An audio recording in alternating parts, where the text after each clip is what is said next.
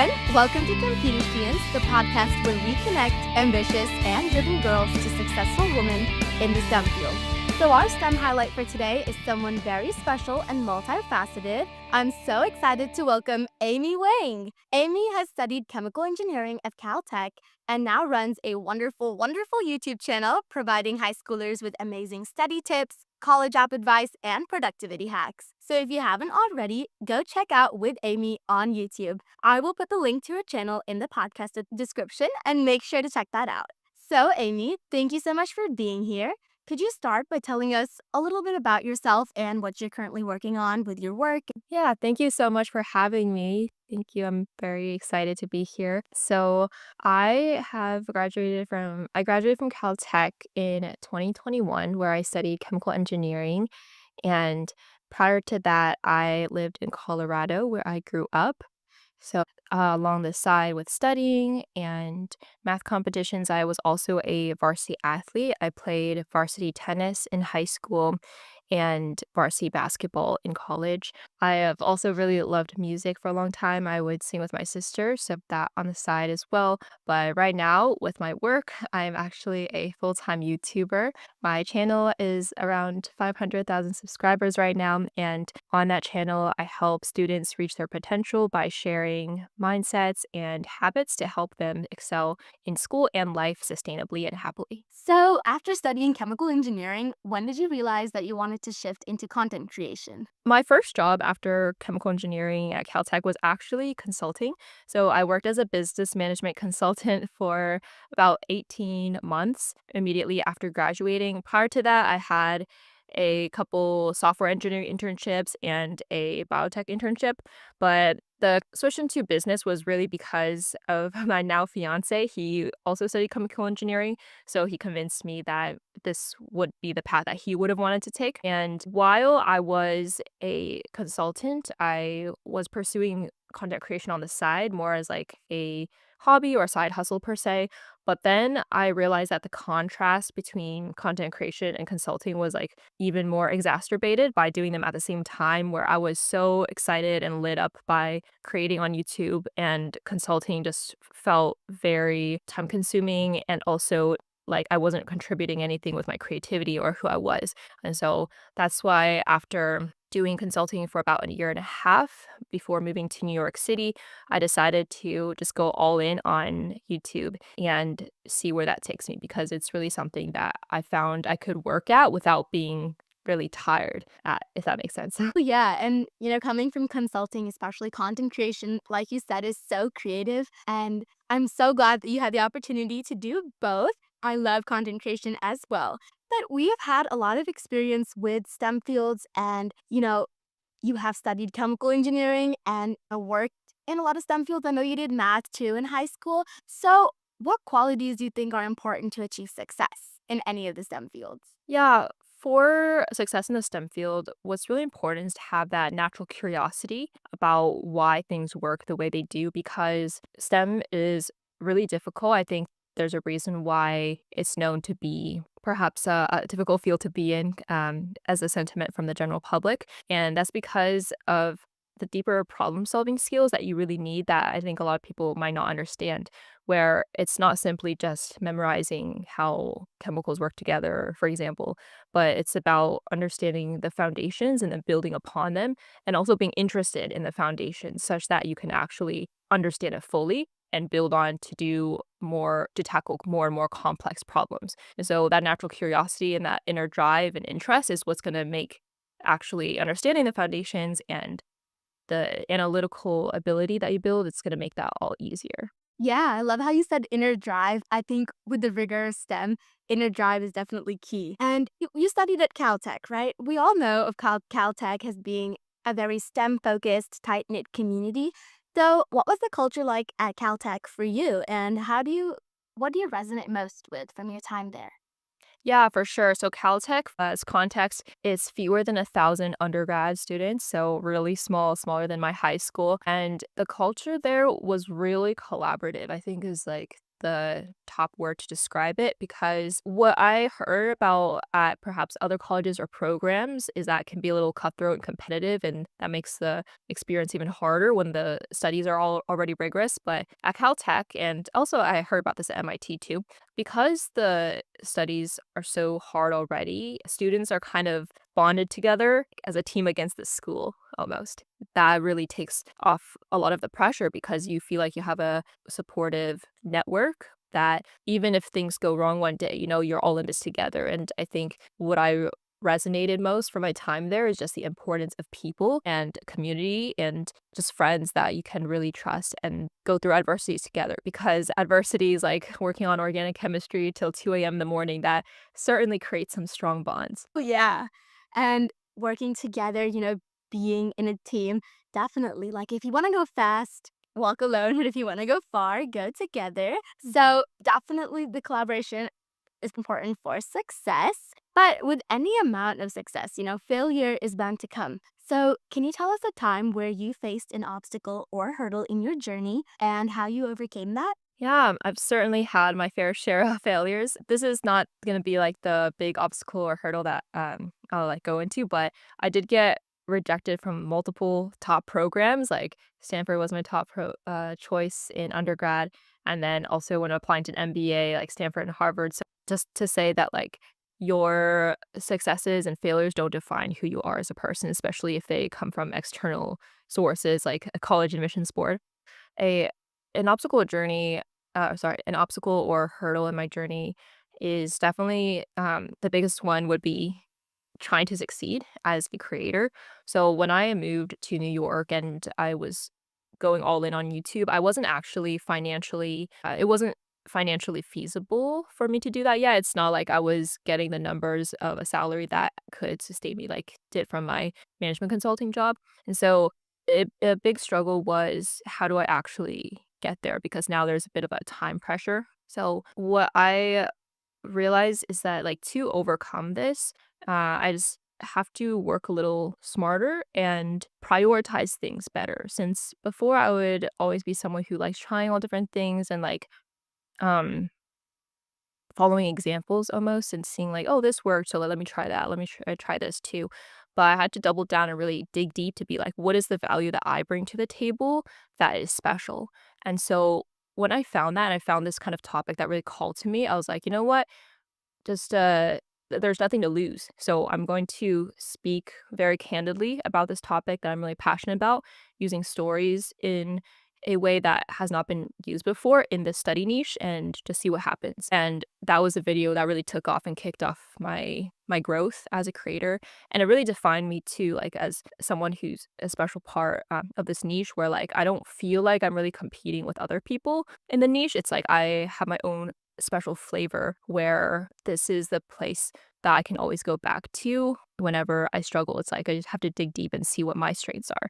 And so, yeah, let's say that was one of the biggest hurdles and what I learned along the way. Yeah, and the topic you talk about on your YouTube and your podcast is immensely unique. Like, now a lot of people do dive into that, and I love how you do. And thank you for mentioning the college app process as well.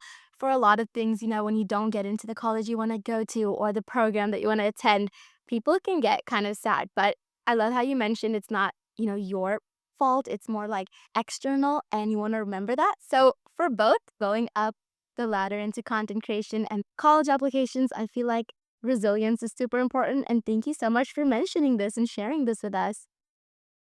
For sure. I think resilience is something I talk about a ton in all my videos, and it's truly something so important.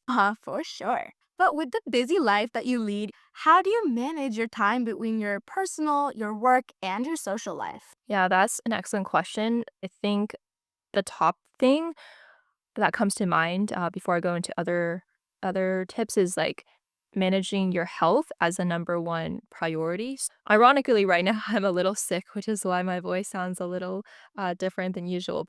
So when you manage your health and treat that as a priority, like you still make time to go to the gym and you eat healthy and you make sleep a non-negotiable, that's what keeps your engine running because your body is the thing that gets you through personal commitments, work, and your social life. And I don't think that we as a society prioritize our health enough, which is crazy, right? Because like this is literally like your body is what you need to do everything.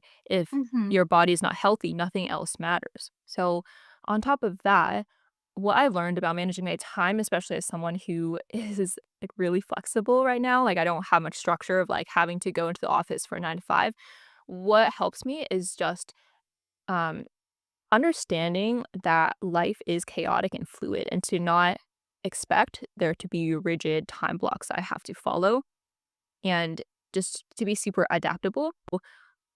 I have to understand that it's really not creating a balance sometimes of, like, personal life and work and social, but it's creating harmony. Like, some days, if I have to work on more videos and get ready for a trip where I try to not think about YouTube, then I'm gonna have to grind a little more on that and put away and have less time for socializing. And other times, I will commit to more events and know that that's my thing that I'm gonna look forward to at the end of the week, and so that's gonna make me work more efficiently. And sometimes it's saying no to events that I realize actually this might not make that much value for me. And as I've grown up and become maybe a little less extroverted, I realize that sometimes saying no and saying yes to yourself is also something that helps like with your mental health, but also just makes your time easier to manage because you make it a lot less dense. And sometimes you don't have to be work hard, play hard all the time. Even though that's like my mantra and I love that.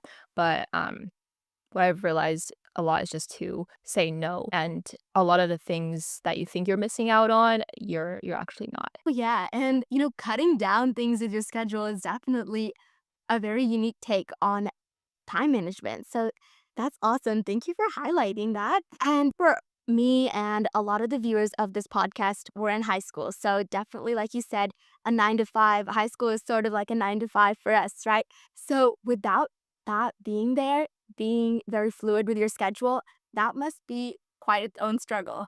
Yeah, for sure. It's like sometimes I almost wish I had more structure because then I have an anchor to do things off of. Like, oh, okay, after school every day I'm gonna have practice and then I do homework and like I know what to do, right? But now I have like analysis paralysis sometimes and I try to use Google Calendar and Notion to the best of my ability. But yeah, I think it's really just accepting that not every day is gonna be the same. For sure, for sure. So, next, could you tell us about some of the internships or job experience you've had so far? You mentioned consulting a little bit, so if you want to dive into that. Yeah, for sure. So going forward from the earliest internship and job experiences, so I guess even earlier than that in high school, I did work as a private tutor. I'm still a private tutor for math sometimes now. And then my first internship was after freshman year at Caltech. I worked in software engineering actually. Then I returned there for another summer after sophomore year at Caltech. So this software engineering internship was really because I won a scholarship in Colorado where to keep this scholarship, I already default had to have this internship in my first and second summers, which is, of course, a blessing because it's really hard to get internships that early in your college career. But I also really enjoyed these because this was like my first work experience and I got to make friends with a lot of like older folks, which, as a kid, you're usually like with other peers and things like that. And so it was really nice hearing a perspective from adults and like what their lives were like. But at the same time, I also learned that I want to have some kind of process or thing I'm working on where I'm like, oh, I don't want this to end, you know? And so I actually discovered that kind of feeling in my biotech internship in the summer after my junior year. And so I was actually really happy throughout the day, like working in the lab, moving around because we had to work with different machines and cell cultures. So it was more like working on a team with different coworkers, like running around the lab and like talking. And then I had a little more flexibility. I created my own VBA program. And so I was wholly ready to have a full-time offer after that summer. But then I met my now fiance there and he said like staying in this kind of job, I can tell like for you would probably be something you wouldn't want to do because it gets repetitive. And if you want to go the leadership route anyway, like the better higher launching pad that you can start off of is consulting right out of undergrad. And so I took advice to heart, and so I recruited for consulting, honestly, a little too late, so I missed out on the big firms. But I am really grateful that I did get a consulting job and I learned a lot from that. And I realized that a lot of the skills from consulting, the soft skills, are so valuable when it comes to content creation as well. Like it really translates. But then even so, in content creation, I learn the entrepreneurial and then the self-starter skills, how to synthesize information, how to tell a story, how to persuade people. These are all skills that I realized I could learn a lot faster and in a more fulfilling way in content creation. And so that's also why I didn't think that consulting was something that I needed to stay in. Oh, yeah, for sure. And consulting, yes, it's, a lot about communication, and that definitely translates to content creation.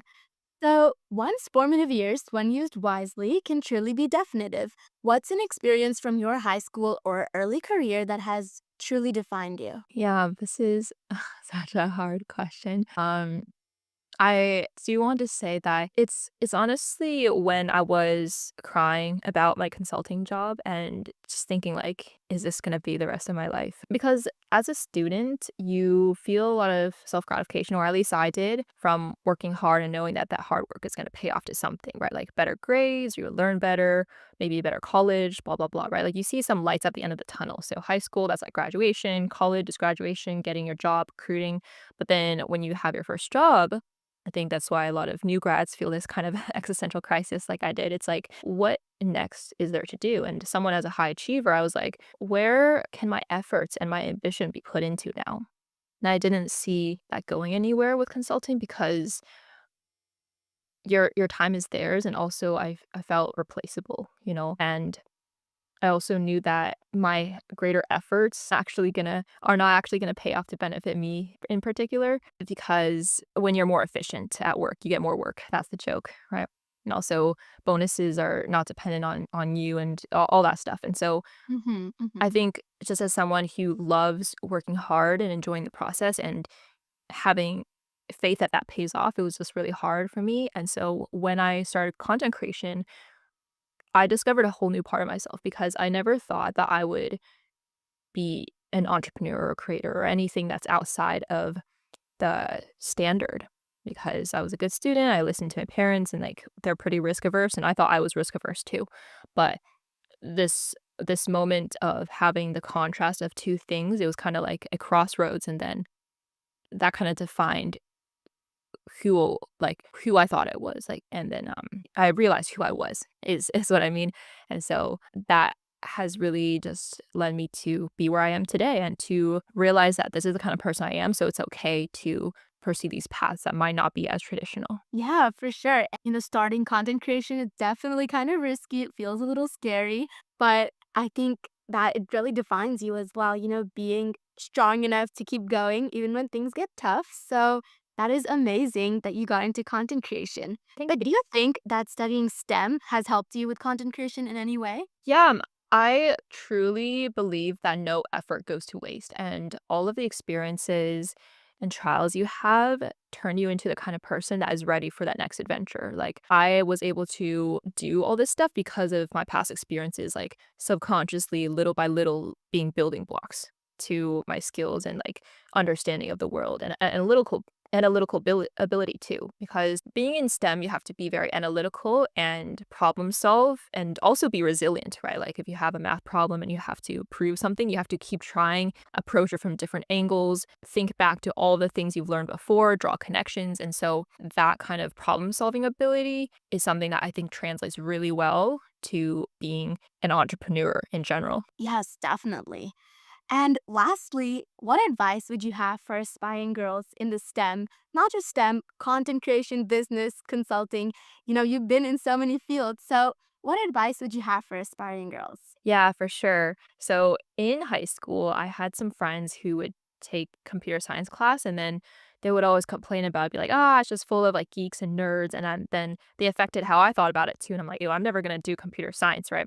And so then when I got to Caltech and then I had to take CS1 or computer science one as a freshman, then I would realize, man, I really wish I started learning how to code in high school when it was lower stakes and I had this opportunity to. And oh my gosh, computer science is such an important skill. Like, why did I not learn this? And now it's so hard at Caltech as this class, even though it's a beginner's class, it's like definitely a huge learning curve. And so this really taught me that you have to try things for yourself, and like other people's opinions are not going to be your own.